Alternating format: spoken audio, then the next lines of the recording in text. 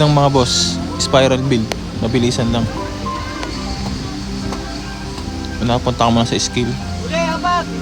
Set natin to. Punta ka sa 10 second. Punta ka sa suggested. Dance Knight at 2 point. Bawas at tanggalin mo tong joint beat. Ito rin, tanggalin mo tong head crush. Punta ka sa first jab. Gawin mo to 5. Punta ka sa 10 second. Gawin mo 10 yan. Bawas ka second. Bawas ka ng isa. Punta sa 10 second. Check mo na. Ngayon boss, tanggalin nyo to. Pakita mo yan. Tanggalin mo yan. Punta ka sa yan. Ito. Pwede mo rin i-auto yan. Pero i-manual mo to. Tanggalin mo yan. Lahat yan. Tanggalin mo yan. Punta ka sa tayo. Mashing. Punta ka sa Berserk. Lagyan mo ng Berserk.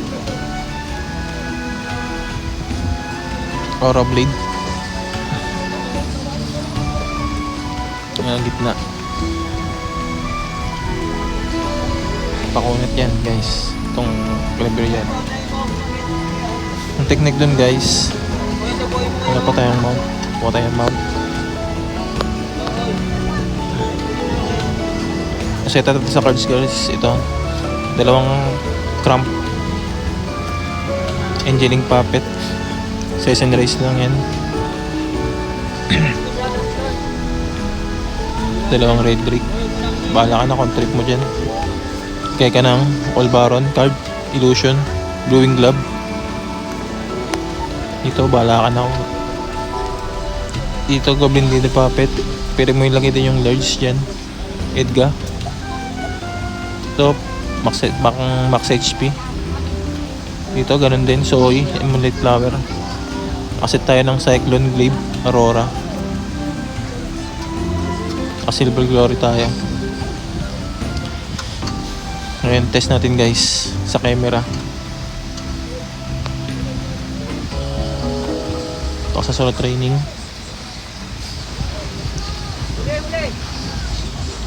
Test natin sa camera.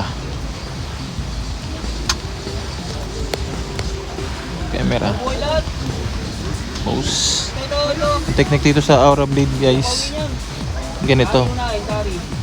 Punta ka muna sa 2-hand sword. 2-hand sword. Punta ka muna dyan. Piwitin mo yung Aura Blade ng mabilis tsaka ang spear.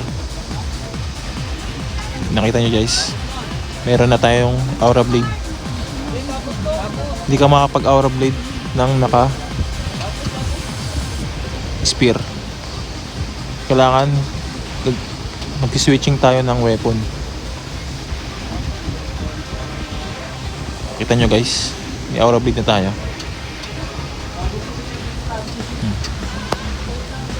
Ngayon, test natin guys ng may Berserk. Let's go.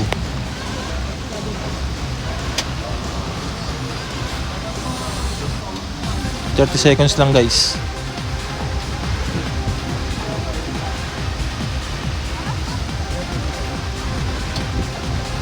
Bilisan lang. Bilisan lang nalagay ito mga boss.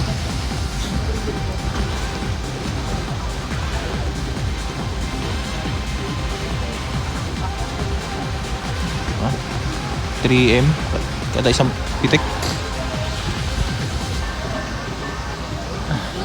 Ayun na yun boss. It's out.